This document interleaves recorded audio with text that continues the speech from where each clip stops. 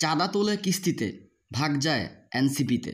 সম্প্রতি গুলশানে চাঁদা তুলতে আসা এই ছেলের কারণে এনসিপির ইজ্জতের রফাদফা হয়েছে।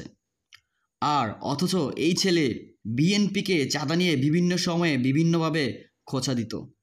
বিএনপির সৈনিক, চাঁদা তোলে দৈনিক। নাহিদ ইসলামের সঙ্গে ছবি তুলে সে লিখেছে, রোদ্দুর, যেতে চাই বহুদূর।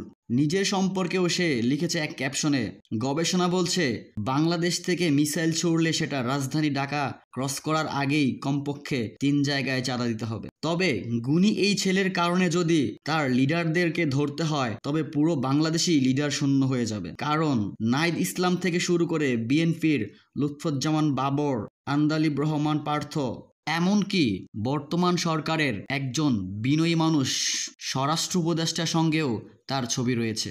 হয়তো আরও ভালোভাবে খোঁজ খবর নিলে ট্রাম্প, পুতিন সহ মোদির সাথেও তার ছবি পাওয়া যেতে পারে। যে মজার ব্যাপার হলো, বঙ্গবন্ধুর সাথে ছবি তুলতেও সে ভুল করেনি।